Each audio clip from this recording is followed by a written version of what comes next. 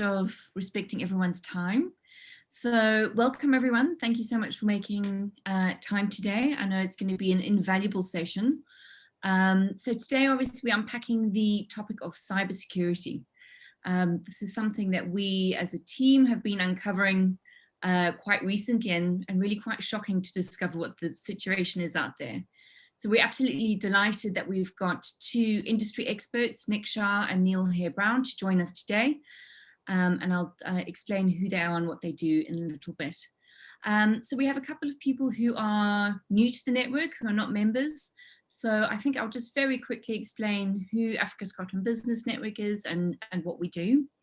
So we are an independent business network. We founded in November 2019 with the aim of really to connect Africa and Scotland in a meaningful way to facilitate business exchange.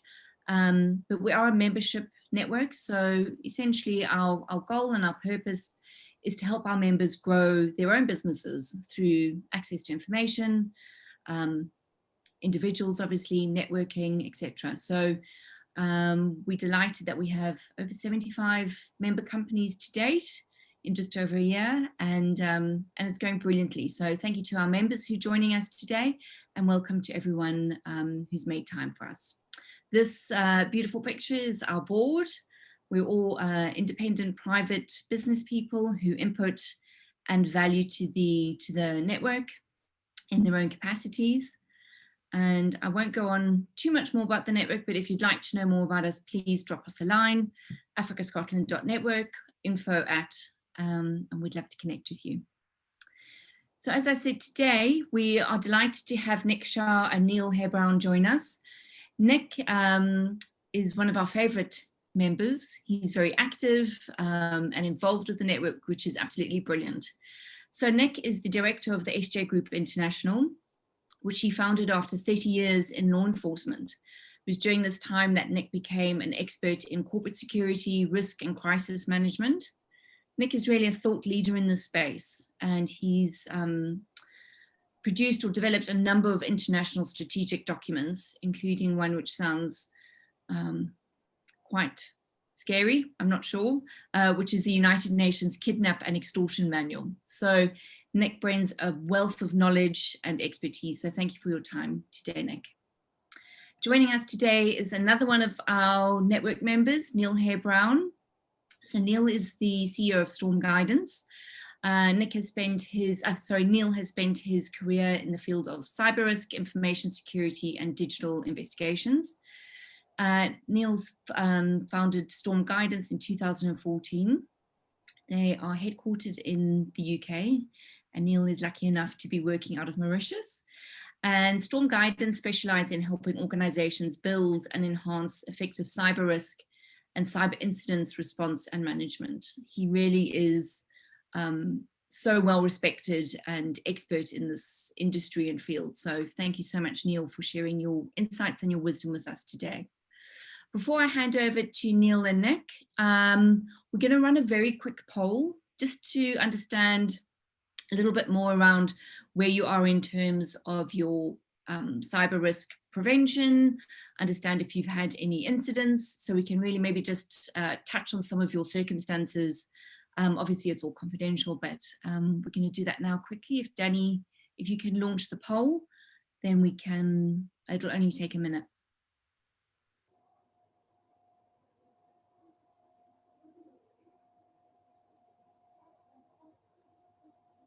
Just click on the yes, no's. And as I said, it's all completely confidential. It'll just be also helpful for Neil and Nick to understand who the audience are and what their particular needs and circumstances might be.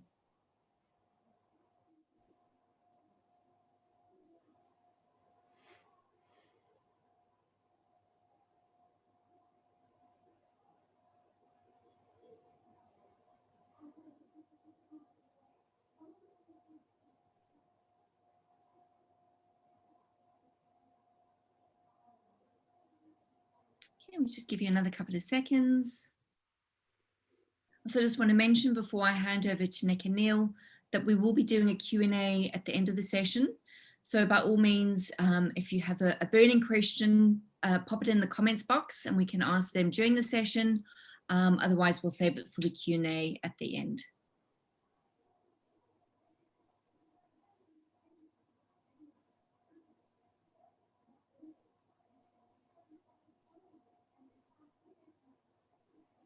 Okay, I think that's probably enough time, Danny, if you don't mind ending the poll. Thank you so much, everyone, for participating.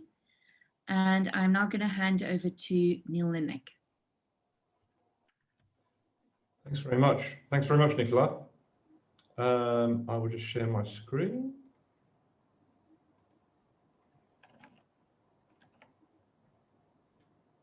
See that all right? Yep, that's great, Neil. Okay, so thank you very much for joining everyone today. We're going to take you through a presentation maybe over the next 45 minutes, just discuss some of our long experience in the area of cybercrime, and also discuss with you what the most common incidents are at the moment, and how to protect your business, what to do about protecting yourself against those common attacks. As Nicola said, I've been in cyber risk management for over 30 years now and seen the area grow quite considerably. I remember my first early interest in what was then called IT security, and it was really before the internet. And I would go along to meetings with the British Computer Society in quite a nice building actually on Upper Regent Street. And there'd be myself and I would say 2 or 3 other people, and that was the quorum of people that were interested in IT security in London at the time. So things have moved on quite considerably since then. When it comes to the services that we provide, there are 3 core areas of operation. We perform assessments for our clients, and these we've developed a lightweight cyber risk assessment called R3, which stands for Rapid Risk Review, and that enables our clients to very quickly determine the level of maturity that their businesses have in managing cyber risk. We do a lot of work in the insurance market. So the second thing we do is planning. Something Nick's very keen on, making sure that clients have got a plan to deal with a cyber incident when it occurs. Some of our clients have got quite in-depth plans, and they test those plans every year, and sometimes even more regularly than that, and make sure that they've tied in many different roles that might be involved in an incident. And other businesses just have, if you like, a plan on a page. So certainly putting in place that plan and giving it a quick test is very important, and it will have a very big effect on mitigating or reducing the risk when that inevitable cyber incident occurs. And lastly, and probably the biggest area of our business, is in the response. So we respond to just over 200, we have in the last year, just over 200 different incidents. We do so on behalf of insurers. They sign up to our service called Resecure, and then we respond. We've got a hotline number, and those insureds that are having cyber incidents, they'll call our hotline number and we'll spring into action and digitally investigate what's happened. Also, we provide the legal advice, and the other partners provide the legal advice and crisis PR advice as well. So we've got a long history, a long experience in dealing with incidents over the many years that I've been working specifically in the response and digital investigations area. We must have responded to thousands of incidents. What does a cybercrime landscape look like at the moment? Well, it's a growing risk. I'm sure that won't be a surprise to any of you. And it's now the fastest growing crime in the world. One of the main reasons for that is that for a cyber criminal, it's actually quite a low risk occupation. What I mean by that is that they're very unlikely to be arrested and be brought to justice for their crimes. And that's not through law enforcement trying their very best, but it's mainly because of the situation in the world where the law is very national and jurisdictionally bound, and it makes it very, very hard for an international crime, which cybercrime is, to be investigated, and it costs a hell of a lot of money to investigate. 86% of breaches were financially motivated, and cyber really is the new fraud. So certainly many of our incidents that we respond to, you can see straight away that fraud is the main motivation. But there's still a significant number which are nation state type attacks. In Q3 of last year, we saw a 50% increase in ransomware, and ransomware has become the incident of choice, really. There is another incident called business email compromise, which is very hard on its heels, but ransomware has really developed in the last 18 months, purely because 18 months to 2 years ago, if an organization were to suffer a ransomware attack, then the attackers would simply remotely access or encourage or deceive their victims to invoke the ransomware via malicious link, and then the system would then, the malware would then encrypt the business's network data, and the ransomware actors would then contact the victim to say, you need to pay us a ransom to recover your data, and we'll send you a tool to decrypt your data. But how that's changed in the last 18 months, so that piece still exists, that piece is still a very core part of the attacker's MO. But what has changed now is that the attackers realize that in many cases they have remote access to the victim network, and so why don't they copy data off first before they drop the ransomware, and then they can use that data as another lever by which to extort the ransom payment from the victim. So that's really one of the reasons why we've seen such a massive increase now, because many victims are have been encouraged to pay the ransom, and there's this extra lever, this extra reputational harm piece. So ransomware and business email compromise do make up the majority of attacks. There are still some denial of service attacks and just straight malware and straight hacks, but they make up the majority. The top ransomware types in late last year were Maze and Ryuk. We've seen in the last, I would say, 6 months to a year, a very big uptick in the number of ransomware as a service arrangements, which are available on the dark web. So as a common or garden criminal, you can go and sign up for these ransomware as a service subscriptions, and you get given everything you need to become a ransomware actor.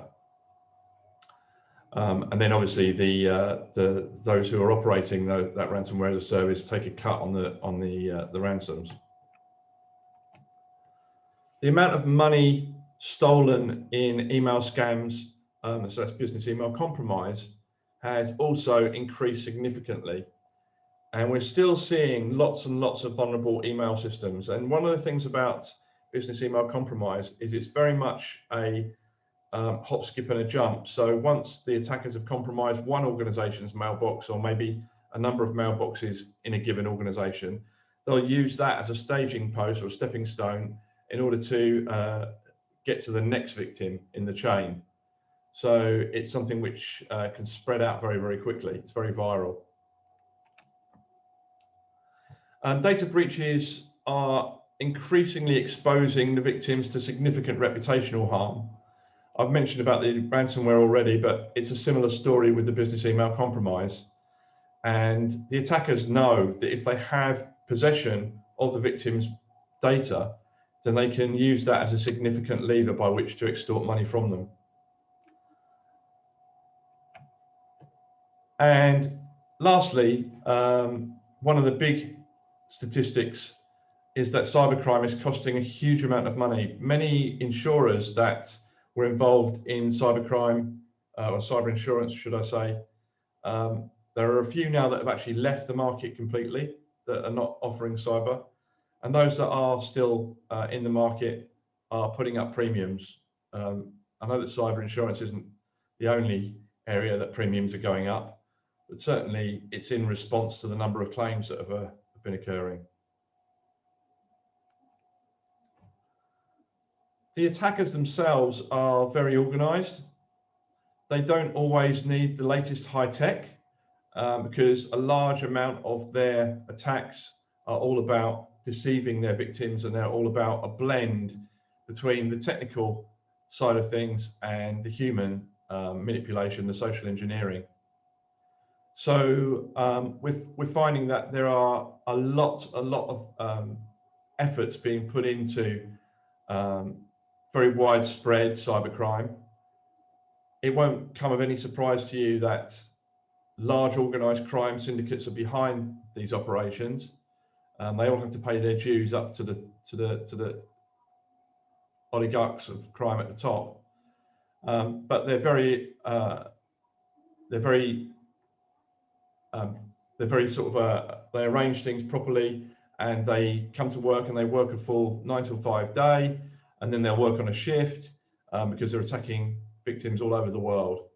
And they do lots and lots of planning as well. And we're seeing that the planning is actually growing a lot. A few years back, there were a lot more opportunistic cyber crimes, and now we're finding that the attackers are putting a lot more effort into putting together attacks that are much more likely to succeed. And I think we'll touch on that a little bit later. So in terms of the most concerning attacks, the attacks on national infrastructure are significant.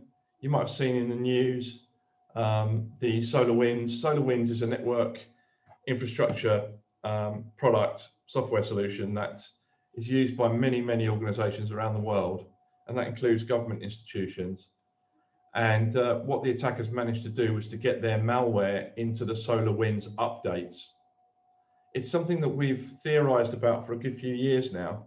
If you can imagine, if cyber attackers were able to get their updates into, say, for instance, Microsoft Windows Update, then it would be probably the worst cyber, well, not even probably, definitely the worst cyber incident ever. So it's really beholden on the vendors of these software tools to ensure that their update processes and their software development is of high integrity and is resilient to being attacked. But SolarWinds hadn't done this, and so it enabled attackers to put in quite a sophisticated set of attacks within the SolarWinds update, and then to control the victims' networks.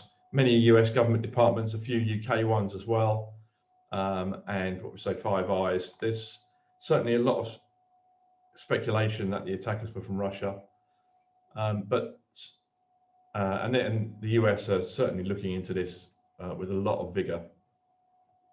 But it's been a really big problem, and I think it will probably go down in history at the moment as the worst cyber incident that occurred in the sort of Q3, Q4 of last year.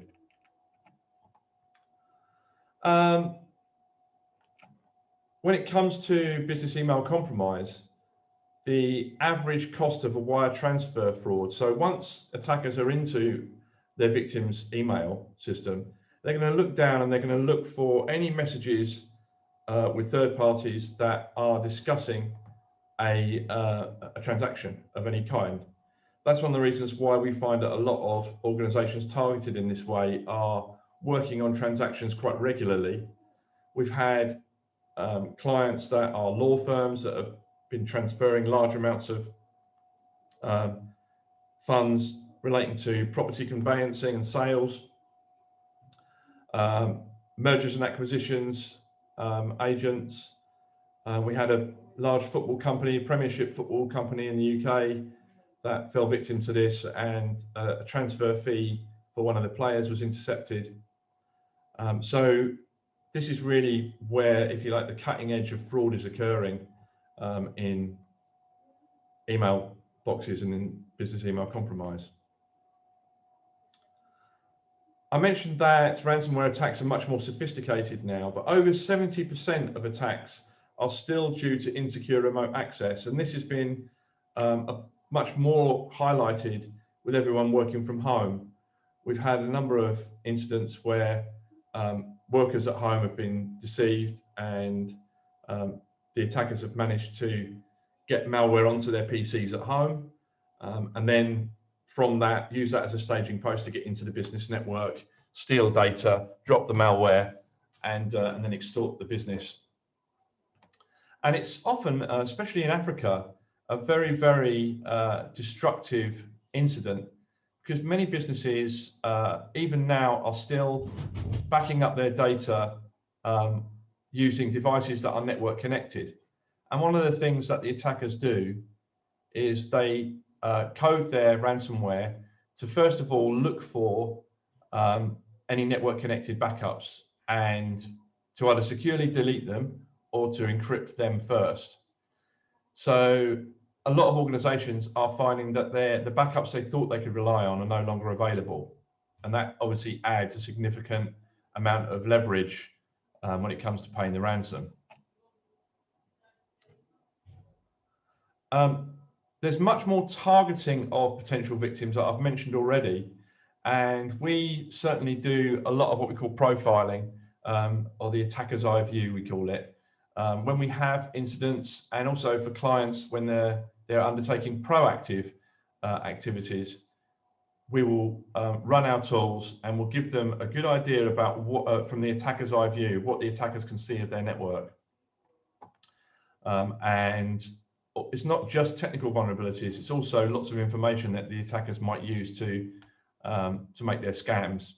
So that's a really key thing for organizations to realize, that many are what I've called here leaking data and making that information available to attackers to use and to effectively attack them.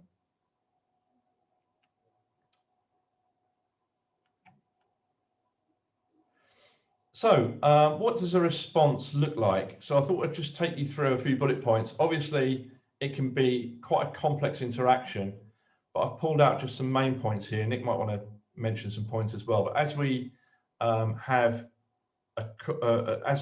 organization suffers an incident, they then will call our hotline and we'll triage the incident to start with, just to make sure that we're all on the same page, that what the client thinks is a cyber incident is actually a cyber incident and nothing, and not some other support issue. But I would say 99 times out of 100, that is the case.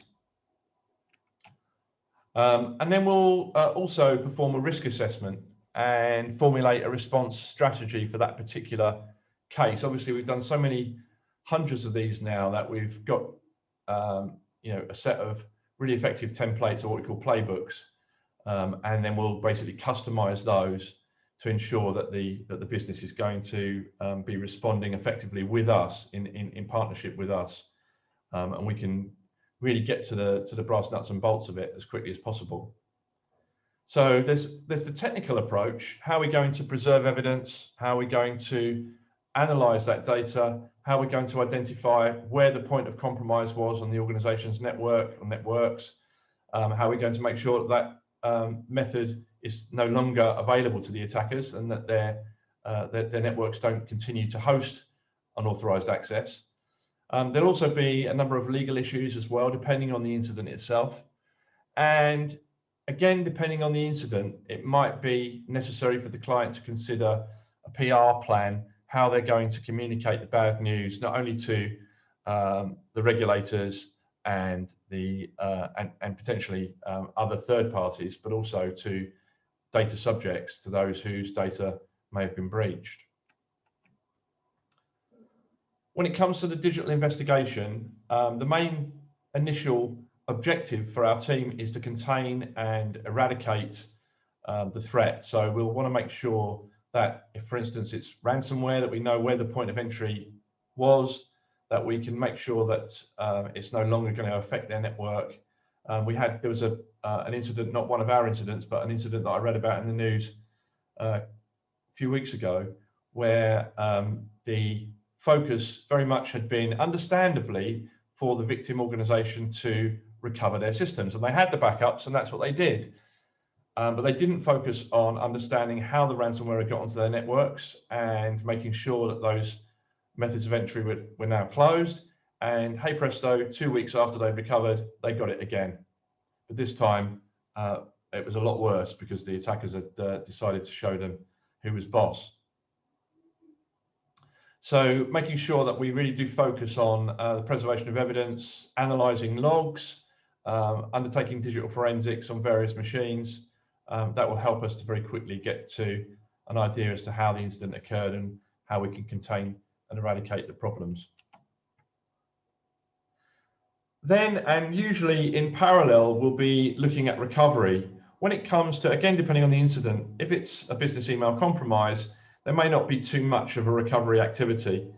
But if it's a ransomware incident, then it's going to be a huge recovery activity. So it will just really depend on the type of incident as to how much effort needs to be put into the recovery of systems. We want to make sure that we re-secure those systems as well. So any that remain vulnerable, it might not necessarily be that those were the ones that were attacked, but it might be that we often find organizations are vulnerable in many different ways. And the attackers have just exploited one particular method. So we'll want to make sure that the organization doesn't continue to be exposed in this way. And then once we've actually recovered and resecured, we always want to make sure that we have a post-incident review. We'll create a report and share that. And then we always like to have with the client a final meeting just to discuss lessons learned and how we can ensure that that organization no longer suffers from cybercrime. On some of the legal considerations, data protection is a really big thing in Europe. It is in the US as well now, although it's very much more sectorial. There's the regulatory issues as well, depending on the organization, on the victim organization, whether they're regulated or not, if they're medical, if they're financial, if they're critical infrastructure.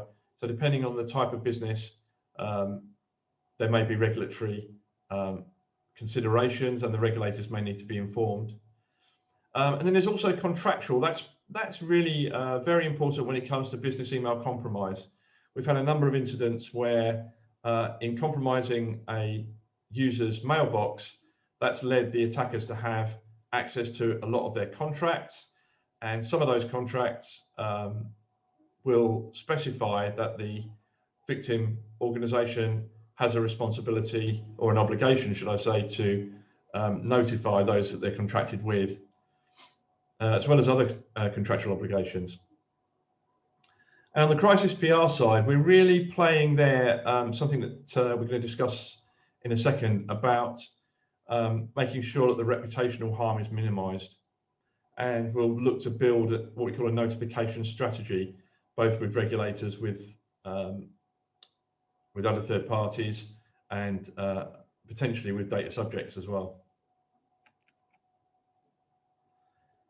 So that's leading on to, I think, something that I think you'll find quite interesting. We thought we'd talk about the ransom negotiation service that we provide as part of our incident response. So I'll hand over to Nick for this piece. Thanks, Neil.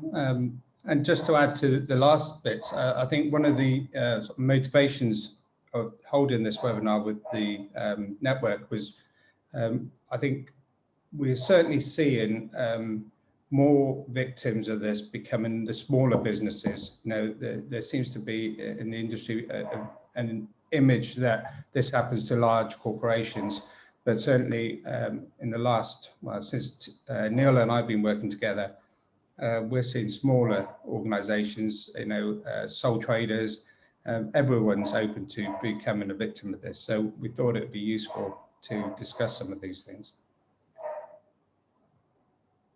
Oops. My apologies if you can hear a dog in the background, but my dog's decided to kick off just as I'm talking. But yeah, I think just to add with the uniqueness of ransom negotiations, you know, I don't think there's any other companies, certainly I know of, that bring this in. But when Neil and I got together over other matters and we discussed how we could bring in negotiations. My background is around crisis management, and negotiations is a small part of that. But we soon realized, and this is where I think we work well as a team, is that you need to assess the risk that is being posed by these threats. Neil mentioned about personal data and disclosure to regulatories and the similar sort of legislation issues. But it's very important to assess what data is being captured or exposed that harms your business. And it could be financial, Neil mentioned about business sensitivity, operational risk, can you continue business? We've seen a number of incidents where the systems have been captured to an extent that they can't continue until there's been some repair work done.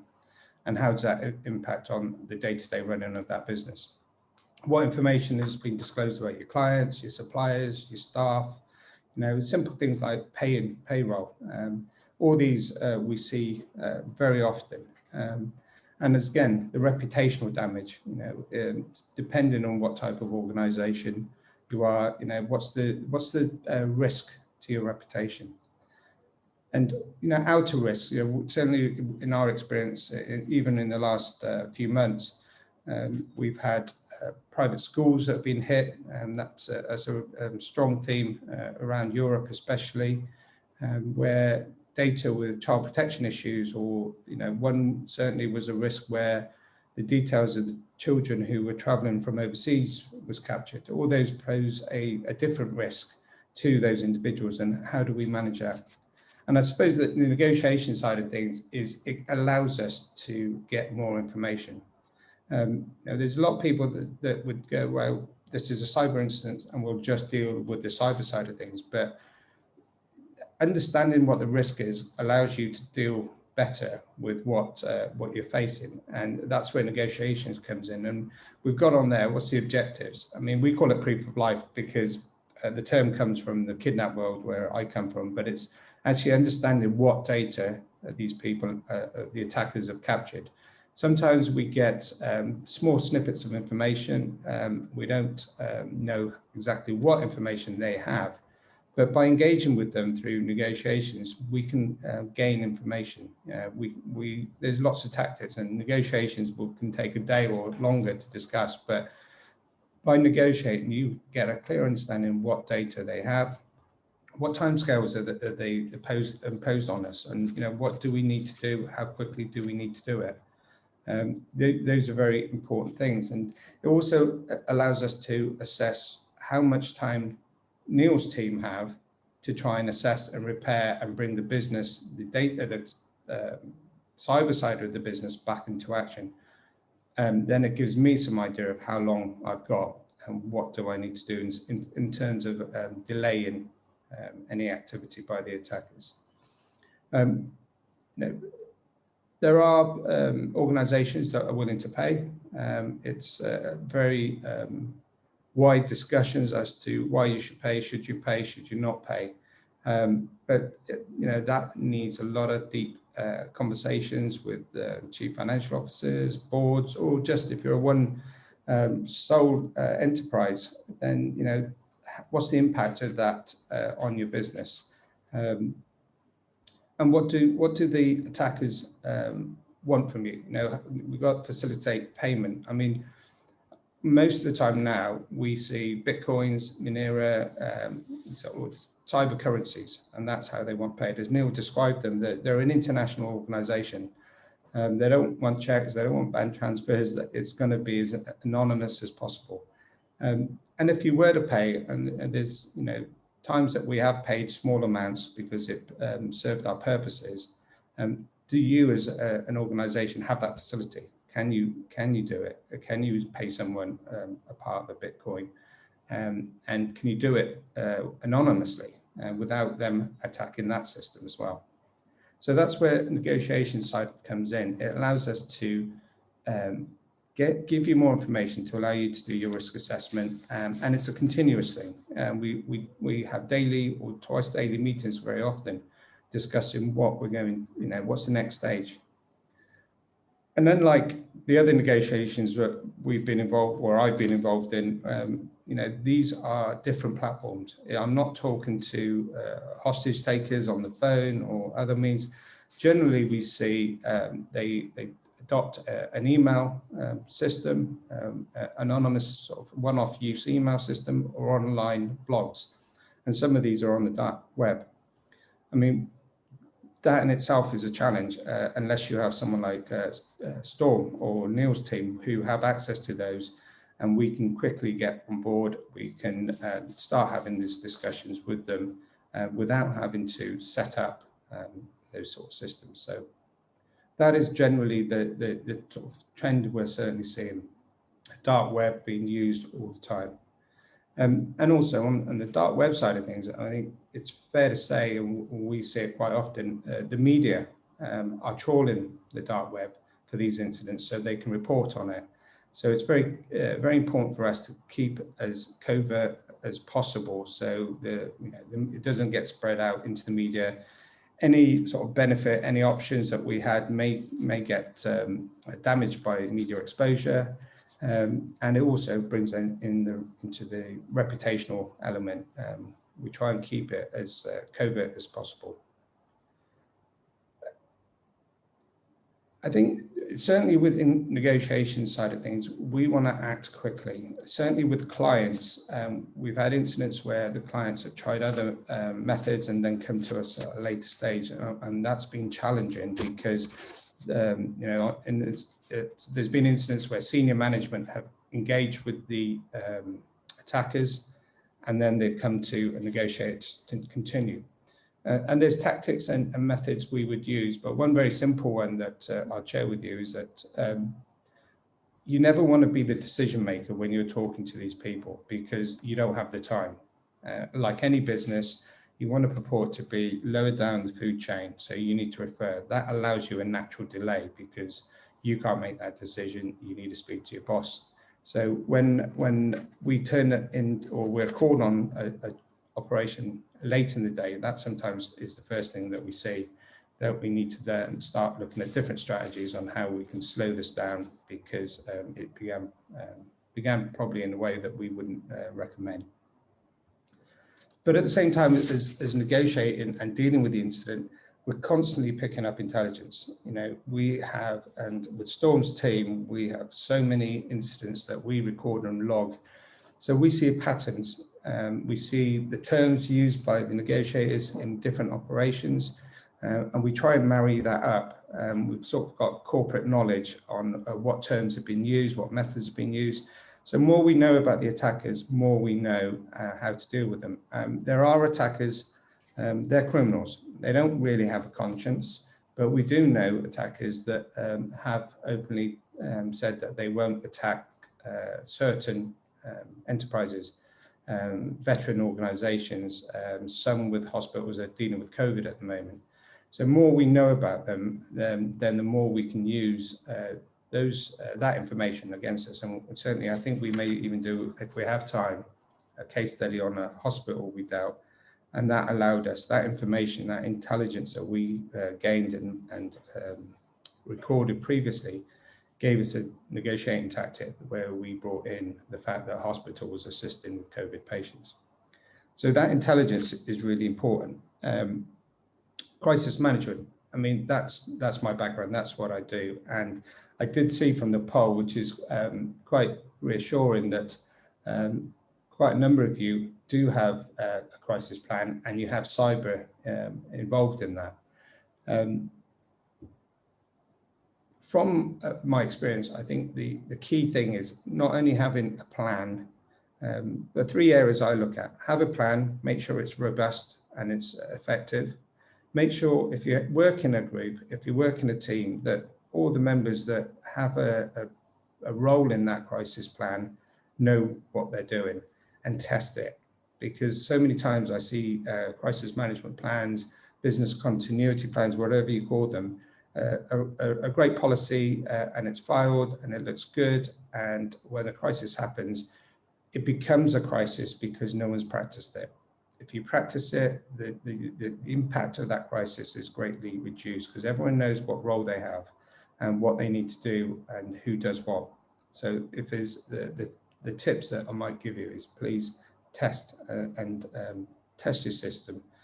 Even if you're a sole trader, you know, it's that sitting down, you know, every so often going, what if this happened? How would I manage it? Have I got everything in place? Do I know what I need to do? I won't talk too much, and I covered some of the stuff about payment demands and the options available. I mean, there are, and we don't very often see it in this area, but there are legal obligations if you have a demand from, for instance, a terrorist network, that there's things you can and can't do. But generally in the cyber world, they're just criminals, organized criminals, but they are criminals, and we have a lot more broad opportunities on how we deal with it, whether we pay. It's not something we advocate, I think it's fair to say, but we use it's like dangling the carrot of money to allow us to fulfill our negotiating strategies, whether it's a delay or whether we need more information. So we have made payments before, a small amount, just to test the system, or that's how we discussed it with them. We just want to make sure before we send you the big amount that the system works, because we're not used to it. That's allowed us a 3 or 4 day delay, which is what we needed to complete the area that Neil's team were finalising. And finally, law enforcement, working with the authorities, the regulators, but you know, I have a good network of law enforcement officers, certainly in Africa and in the UK and parts of Europe. And we do work very closely in different areas. I think the key thing is that both Neil and I come from a law enforcement background, but our role here is to work with the client. Generally, there's no obligation to report this to law enforcement, but in times it's actually useful, it can be useful to work with law enforcement. I think from experience, and Neil, I think you'll agree, is that very few law enforcement will actively assist in the investigation while it's occurring. They like the information, they like the intelligence to collate and look at it more holistically later on in time. But hands-on day-to-day activity, most record it as a crime and then will ask for the information afterwards. But you know, as a benefit to clients, we will be there and we can act as that conduit of sharing information if it's the information that the client wants to share, and we can anonymize it if that's required. Yeah. I think that's enough, and I'm hoping there'll be some questions, because negotiations is a very in-depth area. But you know, one of the key things is, as I started with, is that in the time that Neil and I have been working together, we've found benefit from both sides. Having a negotiation strategy involved in the cyber, it helps both ways. We get information from Neil's team, and we can provide Neil's team with information which will help them with the cyber resolution.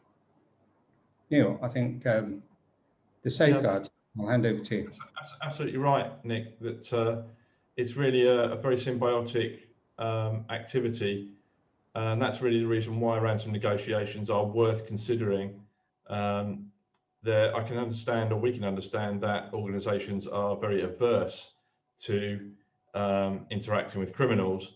But our view is, if it gets us what we want, if it gets us the time that our clients need to be able to notify various individuals, various agencies, it's always a good idea for the bad news to come from the client, from the victim, rather than for them to find it out via a journalist or from the attackers themselves. So we're always looking for that extra time, and having a ransomware negotiation activity often buys us that time. So when it comes to key safeguards, there are lots and lots of safeguards you can put in place for ransomware, for business email compromise. I just thought I'd just touch on a few. So ensure that data backups are held offline. Still do your backups. Ideally, if you want to think back, for those organizations that used to back up to tape, go down to or go online buy another tape device and start doing it again. It's one of those methods that is very resilient to attack by cyber criminals. Make sure that you segment your network as well. We find that organizations that segment their network significantly reduce the ability of the attackers to spread the ransomware around the network. And also have very tight control of administrative user accounts, because the attackers are always trying to get to a point of privilege which enables them to spread the ransomware onto every device possible. So if you control that very tightly, you reduce the possibility of them doing that, you reduce your attack surface. And the last point here is about locking down remote access. Really make sure that your remote access is very strictly controlled, that it's always via a VPN, that the VPN security is properly configured, and that also you use multi-factor or two-factor authentication to get access to the VPN. So yeah, that is a critical thing to look at your remote access, make sure that it's not, and do think about the potential scenario where one of your authorized users might be targeted, and then certainly by having two-factor or multi-factor authentication on access to on the remote access, if the attackers are on their machine where they don't have the ability to generate a one-time code, then they won't be able to establish a remote access. Then there's addressing the business email compromise. Again, I've already said it, but this one is really an almost silver bullet. Implement multi-factor authentication. It's now available on pretty much all online mail systems, and if it's not, and you're using one that doesn't have multi-factor authentication, seriously consider offboarding from that and using one that does. Microsoft 365, as it's now known, has this feature. Make sure you're on the right level to be able to invoke to be able to switch it on, but make sure that all of your users that are accessing their mailboxes from their laptops, from internet cafes, from wherever you are prepared to authorize that access, they're using multi-factor authentication. Also, make sure that your email filters are protected. We have had a number of incidents where the organization reports the issues, they've suffered frauds, and we've begun the investigation, and it doesn't look like there's much evidence on their email system. Then we asked them about what mail filters do they use, Mimecast, etc. And it turns out that they are also using those email filters as like a backup mail system, either as part of their business continuity plan or for some other reason. And so what happens is that the attackers have actually targeted that mail filter and log into that instead of the mailboxes, but they've still got wide-ranging access to all the messages and are able to put together their fraudulent attacks. And also, for those of you that aren't already doing it, enact phishing tests. There are lots of online services that enable you to create phishing campaigns and test your own organization, test your own staff to see if they would be likely to be deceived. So enact some phishing tests, share that information with your end users, and help them to be able to detect and determine scams as they come in through your into your systems. Just some key points to touch on. We've got sort of 12 minutes to go. So we can help you with your visibility of cyber risks. So I mentioned our rapid risk review that we've specifically developed, only takes 90 minutes to do. And we've now integrated our cyber profiling, although that's actually a standalone service as well, to give you an idea of the attacker's eye view of your business. Also, we can help you to build and test your incident response plans, and we can help you when cyber incidents occur. We've got a new service that we're launching in South Africa very soon called Cybercare, and that's got an incident response hotline. You just simply subscribe to that service with a very small one-off fee should you suffer an incident. And we also offer special discounts to ASBN members. So do call us and get a quote if you're interested in these services. Okay, I think we've done okay for time. Does anyone, should we do some questions first, Nicola, or would you like us to go through some war stories? I think, yeah, if we can just, I know that there was a couple of questions that popped up, so it would be great if we can address that, and then maybe you guys could also share some case studies.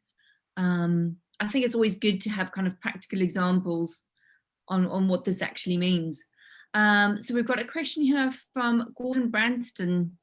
He says, in South Africa compared to Scotland, are the actors cyber criminals of the same cohort or cluster groups? Are they more sophisticated or targets, and to what success? It's a great question. They are, because of the international nature, which makes cybercrime such a low risk activity for the criminals. They are essentially the same groups. They're from all over the world. Even those countries that you wouldn't think they come from, they do. They work very much like we do. So you might have one boss or supervisor that is in Israel, or that's in the US, or Sweden. We had one recently. And then you've got the main kind of attack group that they oversee. And they do have quite tight oversight of their own actors. And they could come from Ghana, they could come from Nigeria, they could come from Russia, China. The thing that is, unfortunately very true, is that the use of privacy technologies, such as VPNs, make attribution, certainly if you are not a nation state agency, they make attribution of cybercrime very hard. And generally, it's not financially worthwhile to try and track down the criminals down to individual people. I think I'll just add to that, Neil, in the sense that we always talk about these organised crime groups because 99.9% of the time that's what we come across. But through the negotiations, we have had incidents where we've identified them as lone individuals who either are a disgruntled ex-employee who has managed to get the data, has access to it, or other people that have different involvement. But 99.9% of the time, it is organised crime. So as Neil describes, it's very difficult to locate and identify.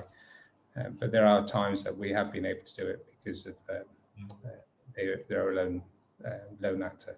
One thing I would say, Gordon, is that there is commonality in terms of the types of organisations they're attacking. And we mentioned earlier on in the presentation that the criminals are making a lot more effort now for each individual attack. I wouldn't say that it's got to a point where every attack is specifically targeted, but it's definitely moved the dial from being almost purely opportunistic.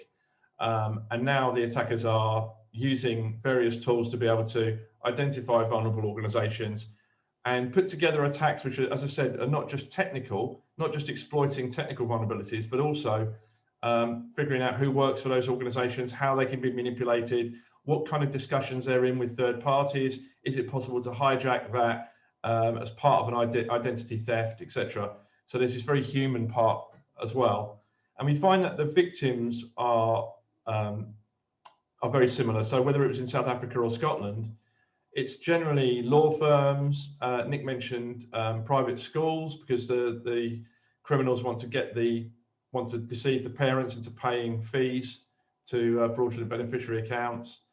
And that's a kind of fraud. Both the conveyancing property type frauds and the school fees, they both share one thing in common, and that is that there's a natural time delay with, I'm talking about legitimate payments, a natural time delay between when someone makes a payment, let's say a school, and you're a parent and you've got your children going to a particular school, and the school sends you your invoice for your next term's payment at the end of the first term. And then you might then go through the whole holiday before you actually make that payment. Or if you do make the payment immediately, the school are not able to confirm it because they're all on holiday as well. So there's this natural time limit, and the attackers can get away with that money and be completely untraceable, and have weeks sometimes to have stolen that money before it's actually determined or discovered. Right, thanks Neil and Nick. So Catherine is from BackerBuddy. They're also a member of the network. They're a crowdfunding platform, so they have a lot of transactions that go through their business. That's the nature of what they do. And Catherine's written here, I'm not sure if this question also falls under the cybercrime banner, but we often struggle with fraudulent transactions on our site, and working with South African banks in terms of identifying these has not been very fruitful. Do you have any thoughts on that? Yeah, we've got a number of clients that we're helping them trace and track down funds that have been stolen. The banks are often, if you like, the weak link, or sometimes, you know, it's the strong link in the chain in terms of actually sharing information and helping the recovery of stolen funds. And that's usually because the paying bank is separate from the receiving bank. If you strike it lucky and you can get, you know, the fraudsters are operating their fraudulent accounts in the same bank as the victim who's making the remittance, then that's a great thing, because you've really got the banker in a place where they can't resist having to answer your questions. But generally that's not the case, and we find that the banks use that fact to say that they can't interact with you because of client confidentiality. The reality is, though, that many banks are operating or allowing fraudulent beneficiary accounts to be operated without doing much KYC. Unfortunately, at the moment, many banks still reward their staff by the number of accounts that they open, or that's a factor in their remuneration. And so people take shortcuts. We've got a case on at the moment where a large bank, HSBC, have been trying to defend a position, but we found out, this is why sometimes it's really good working with the police, we found out from them that the operators of the fraudulent beneficiary account do not exist as human beings. So they can't possibly have done their KYC. So yeah, I hope that's answered your question, Catherine. And just to add that, we've a lot of experience with the South African banks, and as Neil describes, a lot of challenges, and they won't share information using the term confidentiality, even though we know the KYC hasn't been done and these people don't exist. That's, as we say, we talk to the SAPs, the South African police, and we try and encourage them to open a case, because that's the only people they will share that material with, who will then hopefully share with us what we need to help the client. Great, thanks guys. Got a question here from Gordon Branston. He writes, what is the role of the business's insurance company? Do they refer the incident to the listed or preferred cybersecurity companies, or does the business hold that choice? Are Storm listed with specific insurance companies? Is it the responsibility of the business affected or the insurance company to report the cybercrime to the police as a legal requirement in South Africa? So it's all of those, Gordon. It really depends on the policy, the insurer, and the policy that you have as to whether or not you are. I mean, very few policies actually hard mandate that you must use their incident response team. And we're signed up with 13 different insurers. I should say though, in the interest of complete openness, none of those are South African insurers at the moment. But so yeah, 13 insurers use our service. They offer it to their insureds when they sign up for a policy, give them all the details about our hotline, etc., and they can call us. And I would say nine and a half times out of 10, they will use our service. On the odd occasion, we'll find that they'll be using services of incumbent providers. What we usually say there is that sometimes there could be a conflict of interest. It's certainly something we've seen in incidents in the UK, where the insureds have preferred to rely on their incumbent IT security providers, and it turns out that actually it was a failing by that provider that allowed the attackers to get a foothold on their network. So it's important for the client to just ask a few questions to make sure that these conflicts don't exist. Thanks, Neil. Do you know, I feel like we could carry on chatting for another hour. There's so much to discuss, but time is up, and I'm very mindful of respecting everyone's time. But maybe we could just stay on the line for anyone who can. I think Neil and Nick have got a quite interesting case study that's happened recently, which they can share if you can stay on the line. If not, please get in touch with Neil and Nick if you have any more questions. I'm sure I'm speaking on their behalf, but I'm quite sure they'd be happy to connect with you after the session if there's anything that wasn't covered that you'd like to understand a bit better. And get in touch with us for their details. Otherwise, you can find them on the ASBN website. Thanks, everyone, and thanks, Neil and Nick. Neil, would you like to just quickly touch on this, on the case study that you brought up here? Absolutely, yeah, thank you very much.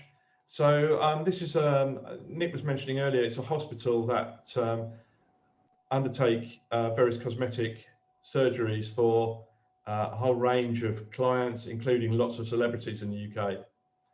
And their networks were compromised. The attack was via remote access, and lots and lots of data was copied off. Many gigabytes of data was copied off as part of that attack. And the reason why we're talking about it now, really, although we won't mention names, but that the attackers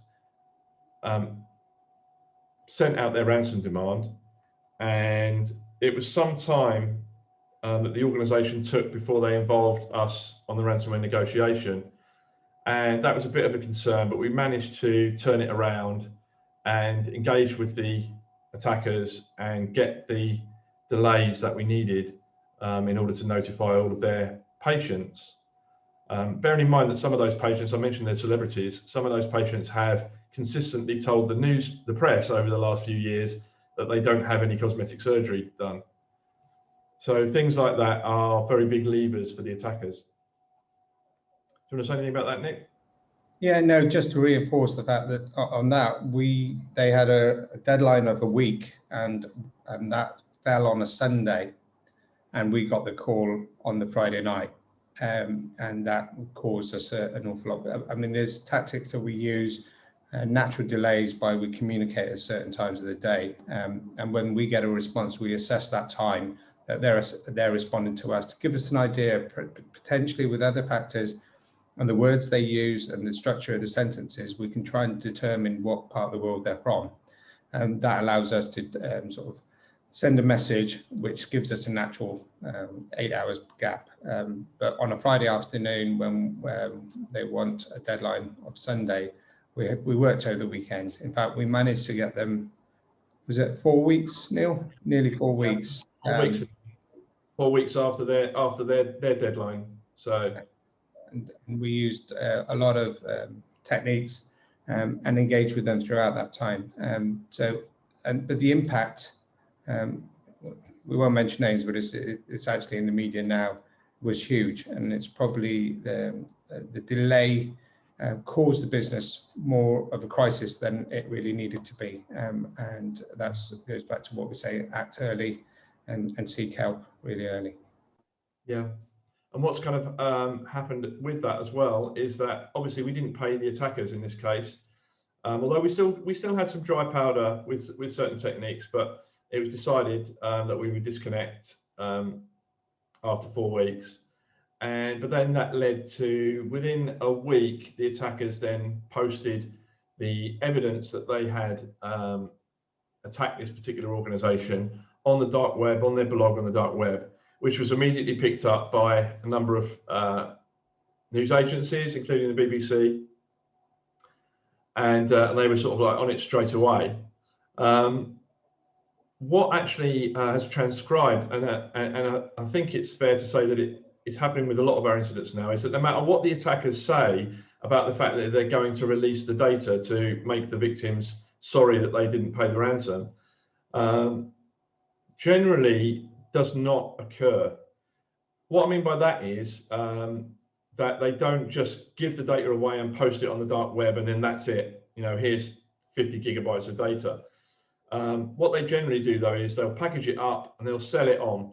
So I think these organizations need to be in no doubt whatsoever that information, that data will get into the hands of other attackers who are then going to try and leverage it to create or commit more fraud, or they'll get into the hands of the press, and then it'll all be out. And especially in this particular case, the attackers actually had threatened to contact the individual patients, And in some cases, that hasn't played out yet. But if that was to occur going into the future, then that will be a really significant problem. Sure. Thanks, Neil. Thanks, Nick.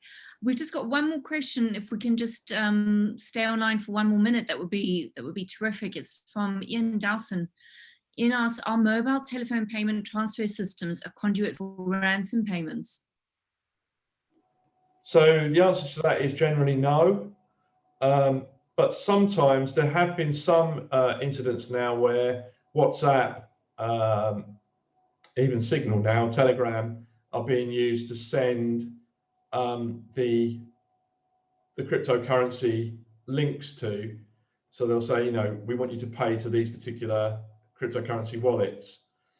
That's actually, on that particular case that we just had, is something which is quite notable, is that once the legitimate attacker, well, I say legitimate, once the real attackers had published on the blog that they'd broken into this organization, and they published loads of screenshots, etc., as part of that blog entry.